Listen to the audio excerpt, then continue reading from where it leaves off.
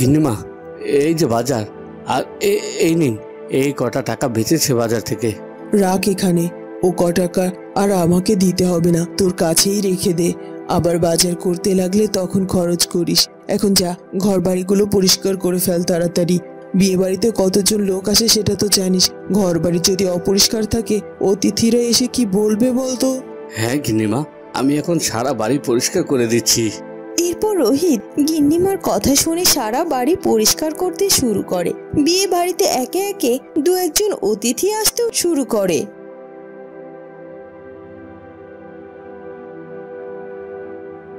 ওগো, বলছি কালকে তোমার মেয়ের বিয়ে, তুমি এখানে বসে বসে এত কি চিন্তা করছো? যাও গিয়ে দেখো বিয়ের মণ্ডপে প্যান্ডেল করা সবকিছু ঠিকঠাক আছে কিনা। হ্যাঁ গো গিন্নি, যাই, কি করব বলো? কালকে মেয়েটার বিয়ে হয়ে গেলে সারা বাড়িটা ফাঁকা হয়ে যাবে। তোমার কি একটু মন খারাপ করছে না মেয়েটার জন্য? মন খারাপ আবার করবে না, কিন্তু কি করব বলো, মেয়েটা তো বিয়ের উপযুক্ত হয়ে গেছে, ওকে তো বিয়ে দিতেই হতো। মেয়ে হয়ে জন্ম নিলে পরের বাড়িতে তো যেতেই হবে, সংসারও করতে হবে। আর এটাই যে সব থেকে সত্য কথা। আর তুমি চাইলেও তো তোমার মেয়েকে সারাটা জীবন তোমার কাছে রাখতে পারবে না। তাই বলছি, এইসব আর ভেবো না। যাও, মন খারাপ না করে হাতে হাতে কাজগুলো সব সেরে ফেলো। এরপর সে ঘর থেকে তখনই বেরিয়ে যায়। তোমরা এখনো মণ্ডপ আর প্যান্ডেল সম্পূর্ণ করতে পারোনি? আমি কি তোমাদের কম টাকা দিয়েছি? তোমরা যা চেয়েছো আমি তাই দিতে রাজি হয়েছি। আমার একমাত্র মেয়ের বিয়ে বলে কথা, সারা শহর যেন দেখে শিহরিত হয়ে যায়। আমার মেয়ের বিয়ে হয়ে গেলে আর এ বাড়িতে কোনো অনুষ্ঠান হবে না, এমন করে সাজিয়ে দেবে শহরের সারা মানুষ যেন তাকিয়ে থাকে। নাও নাও, হাত চালিয়ে কাজ শেষ করো। ঠিক আছে বাবু, তাই হবে।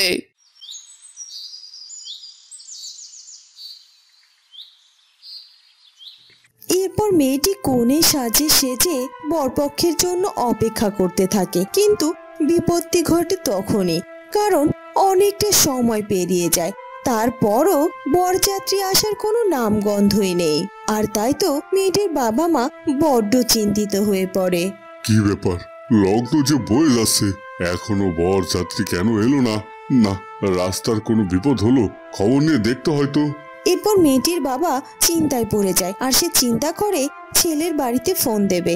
আর তাই তো সে ফোন করে, কিন্তু অনেকটা সময় ধরে ফোন করার পরও কেউ যেন ফোনই তোলে না। লোকটি বারবার তারপরও তাদের সাথে যোগাযোগ করার চেষ্টা করে।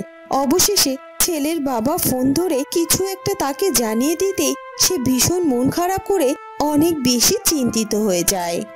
হ্যাঁ গো, কি হলো? তুমি চুপ করে আছো কেন? ওরা কি তোমার ফোন ধরেছে নাকি ফোন ধরেনি? কি গো, কিছু বলছো না কেন? কি বললো কি বেয়াই মশাই? চুপ করে থেকো না। কি আর বলবো গিন্নি, ওরা আর আসতে পারবে না। ছেলে নাকি বাড়ি থেকে পালিয়েছে একটি মেয়েকে নিয়ে। হায় বিধাতা, এখন আমার মেয়েটাকে নিয়ে আমি কি করব? কি জবাব দেব ওকে? কি বলবো আমি ওকে? আমার কথাতেই তো মেয়েটা বিয়ে করতে রাজি হয়েছিল। এখন আমি কি বলবো মেয়েটাকে? হায় বিধাতা, আমাকে তুমি তুলে নাও। আমি মুখ আর কোথাও দেখাতে চাই না। আমার মেয়েটার তো লগ্ন ভ্রষ্ট হয়ে গেল। হ্যাঁ গো, তুমি এসব কি বলছো? না, এরকমটা হতে পারে না। বিধাতা, আমার মেয়েটার কি হয়ে গেল? এখন আমরা সহ আমাদের মেয়েটাও তো সমাজে মুখ দেখাতে পারবে না। এখন কে বিয়ে করবে আমার মেয়েকে? ও যে লগ্নভ্রষ্ট হয়ে গেল, সমাজের মানুষ তো ওকে ভালো চোখে দেখবে না। সারা জীবনের জন্য যে ওর কলঙ্ক হয়ে যাবে।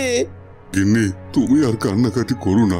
আমাদেরকে মেয়ের মুখের দিকে তাকিয়ে শক্ত হয়ে থাকতে হবে। আমরা কান্নাকাটি করে ভেঙে পড়লে মেয়েটাকে সান্ত্বনা দেবে কে? আচ্ছা, একটা কাজ করলে হয় না? কি কাজ? আমরা যদি রোহিতকে বলি মিথিলাকে বিয়ে করতে। রোহিত অনেক ভালো ছেলে। হ্যাঁ, ও আমাদের বাসায় কাজ করে, কিন্তু আমি তো এই মুহূর্তে এখন আর কোনো ভালো ছেলেও দেখছি না আমার খোঁজে। বিয়ের এত বড় সিদ্ধান্ত আমি তো আর আমার মেয়েকে যেমন তেমন ছেলের হাতে তুলে দিতে পারি না। বলো, বিয়ের পরে না হয় আমরা রোহিতের জন্য একটা ব্যবসার ব্যবস্থা করে দিব, যাতে মেয়েটা সারা জীবন সুখে থাকে।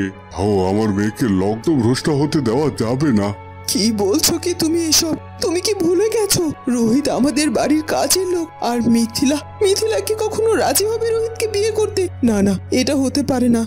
আমি মানছি রোহিত ভালো ছেলে, কিন্তু তুমি ভুলে যেও না ওর তো পরিবার বলতে কেউ নেই। আমি এটা কি করে হতে দিতে পারি?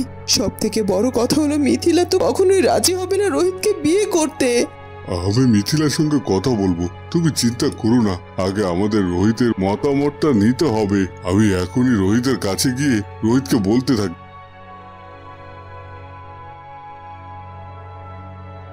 রোহিত, তুই আমার মেয়েটাকে বাঁচা, তুই পারিস একমাত্র আমার মেয়েটার জীবন বাঁচাতে। তুই আমার মেয়েটাকে বিয়ে কর বাবা। আমি তোর গিন্নিমা দুজনেই চাই তুই মিথিলাকে বিয়ে কর। আর না করিস না রে বাবা, মেয়েটাকে লগ্ন রস্তা থেকে বাঁচা। এসব কি বলছেন আপনি? আমি মিথিলা দিদিমণিকে বিয়ে করব, এটা তো আমি দুঃস্বপ্নেও আনি না। না বাবু, আমি আপনার এই কথাটি রাখতে পারবো না। আপনি আমায় ক্ষমা করে দেন। কোথায় দিদিমণি আর কোথায় আমি? আর আমি দিদিমণিকে বিয়ে করলে কখনোই সুখী রাখতে পারবো না। আপনি তো সব জানেন আমার বিষয়ে বাবু। না বাবু, আমি আপনার কথা রাখতে পারছি না। না না বাবা, তুই আর অমত করিস না। তুই তোর বাবুর কথা মেনে নে, মিথিলাকে লগ্ন ভ্রষ্ট হওয়ার হাত থেকে বাঁচা। তোর বাবু তোদের বিয়ের পর একটা ব্যবস্থা করে দেবে, দেখিস। আর অমত করিস না বাবা, আমার মেয়েটাকে তুই রক্ষা কর। আমাদের কথাটা মেনে নে। গিন্নিমা, আপনিও পাগল হলেন বাবুর সাথে? এটা কি কখনো সম্ভব বলেন তো গিন্নিমা? ঠিক আছে গিন্নিমা, আমি মিথিলা দিদিমণির জীবনকে নষ্ট হতে দেব না। আমি বিয়েতে রাজি গিন্নিমা। আমার একটা শর্ত আছে। কি শর্ত বল? তোর সব শর্ত মানতে আমি রাজি আছি। আমি দিদিমণিকে বিয়ে করব ঠিকই, কিন্তু আমি দিদিমণিকে নিয়ে আমার গ্রামের বাড়িতে থাকবো। আমি বাড়িতে দিদিমণিকে নিয়ে আর থাকবো না।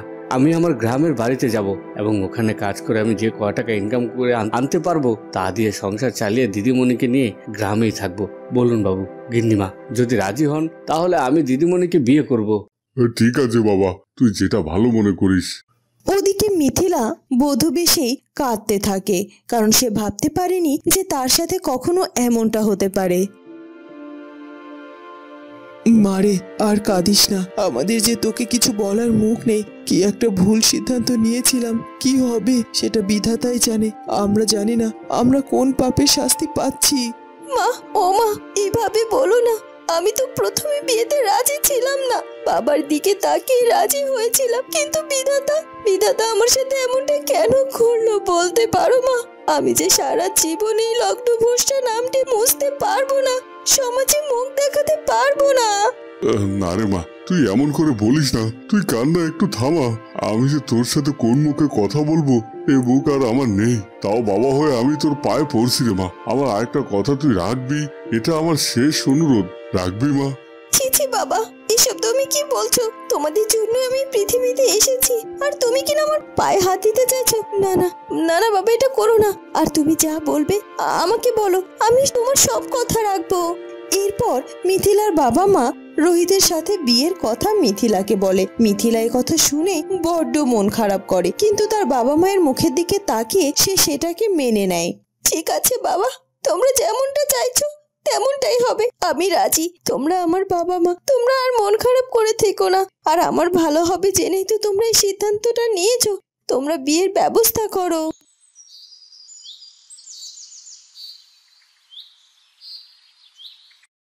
এরপর মিথিলার সাথে রোহিতের বিয়ে হয়ে যায়। রোহিত মিথিলাকে সাথে করে নিয়ে গ্রামে চলে যায়।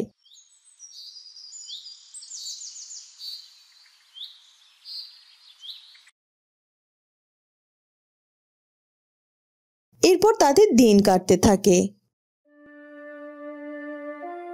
দিদিমণি, খাবার খেয়ে নিন। খাবার না খেলে আপনার শরীর যদি খারাপ করে আমি বাবুকে কি জবাব দেব? আমার মুখের দিকে তাকিয়ে একটু অন্তত খান।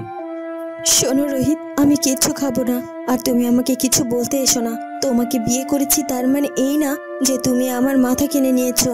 আমি এই শাক পাতা খেয়ে থাকতে পারবো না, আর আমি এই গ্রামেও থাকতে পারবো না। তুমি আমাকে বাবার কাছে দিয়ে এসো।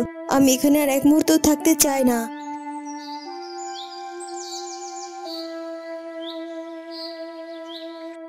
এভাবে কেটে যায় আরো 2 দিন। মিথিলা না খেয়ে থাকতে থাকতে বড্ড অসুস্থ হয়ে পড়ে। দিদিমণি, না খেয়ে থাকলে আপনার শরীর খারাপ করবে, কিন্তু আমার কোনো কথাই আপনি শুনেননি, এখন অসুস্থ হয়ে পড়েছেন। দিদিমণি, আপনি আমাকে স্বামী হিসাবে মানেন আর না মানেন, কিন্তু আমি তো আপনার স্বামী। বিধাতা আপনার সাথে আমার জুটি বেঁধে রেখেছেন, এরকম আর পাগলামো করবেন না। মিথিলা তারপরও রোহিতের কোনো কথা না শুনে না খেয়ে থাকতে থাকতে অনেক বেশি অসুস্থ হয়ে পড়ে। কিন্তু রোহিত মিথিলাকে সেবা যত্ন করতে থাকে আর অনেক বোঝানোর চেষ্টা করে। অবশেষে মিথিলা রোহিতের কথাও শোনে। রোহিতের যত্ন দেখে মিথিলা রোহিতের প্রতি বেশ অনেকটা দুর্বল হয়ে পড়ে। এরপর থেকে রোহিতের সাথে মিথিলা মোটামুটি মানিয়ে নিয়ে চলতে থাকে। এরপর কেটে যায় বেশ কিছুদিন।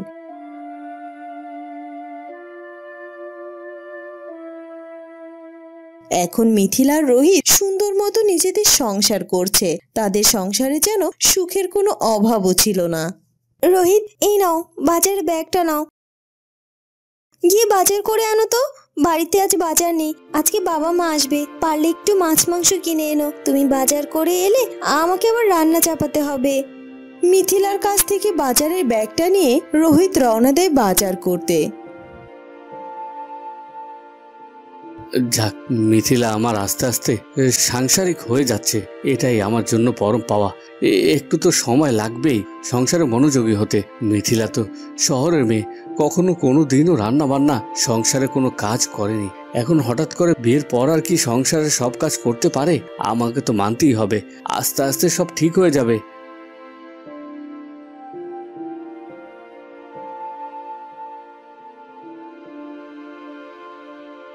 রোহিত বাজার সেরে এনে মিথিলাকে দেয় আর মিথিলা নিজের হাতে তার বাবা মায়ের জন্য রান্না বান্না করতে থাকে। রান্না শেষ হতেই মিথিলার বাবা এবং মা বাড়িতে এসে হাজির হয়।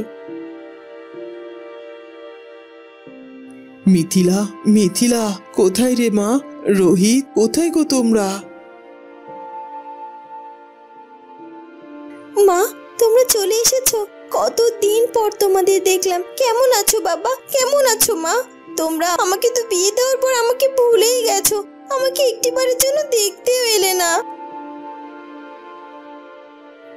কি গিন্নিমা, বাবু কেমন আছেন আপনারা? বাবু, আসতে কোনো সমস্যা হয়নি তো? চলেন বাবু। গিন্নিমা, ঘরে আসুন। মিথিলা, বাবুদের জল নাস্তার ব্যবস্থা করো। না না বাবা, আসতে কোনো সমস্যা হয়নি, বরং শহর থেকে গ্রামে এসে অনেক ভালো লাগছে। তুমি কেমন আছো বাবা? আর জল নাস্তা করবো না? কেমন আছিস রে মা? এই তো বাবা, ভালো আছি, অনেক ভালো আছি। হ্যাঁ রে মা, তোর তো কোনো সমস্যা হচ্ছে না, সংসারটা ঠিক মতো করতে পারছিস। আমি জানি তোর বড্ড কষ্ট হচ্ছে, কিন্তু দেখবি মা, একদিন সব শিখে নিবি, সময়ের সাথে সাথে সব কিছু গুছিয়ে নিতে পারবি। হ্যাঁ মা, তুমি ঠিকই বলেছো। আসলে আমি প্রথমে না বুঝে রোহিতের সাথে অনেক খারাপ ব্যবহার করেছিলাম। পরে বুঝতে পেরেছি আসলে মানুষের অবস্থার থেকে মানুষের মনটা জানা কতটা প্রয়োজন। আর রোহিতের মনটা খুব ভালো, ও আমাকে খুব ভালোবাসে আর খুব যত্নও করে। আর তাই তো আমি এখানে অনেক সুখে আছি। হয়তো আমাদের নুন আনতে পান্তা ফুরোয়, কিন্তু আমাদের সংসারে সুখের কোনো কমতি নেই। বাবা মা, তোমরা দুজনে সঠিক পাত্রের হাতেই আমাকে বিয়ে দিয়েছো। হয়তোবা অন্য কোথাও বিয়ে হলে রোহিতের মতো করে আমাকে কেউ যত্ন করে রাখতে পারতো না। যাক মা, তোর মুখে এ কথা শুনে সত্যি আমার বড্ড ভালো লাগছে রে, কারণ তুই সুখে থাকলেই যে আমরা সুখে থাকবো। এভাবে রোহিত আর মিথিলা সুখে শান্তিতে সংসার করতে থাকে। মিথিলার বাবা মা খুশি মন নিয়ে শহরে ফিরে যায়। বন্ধুরা, কেমন লাগলো আমাদের আজকের গল্পটি? যদি ভালো লাগে তাহলে অবশ্যই আমাদের চ্যানেলটিকে সাবস্ক্রাইব করে দিও। দেখা হবে নতুন কোনো গল্প নিয়ে। ধন্যবাদ।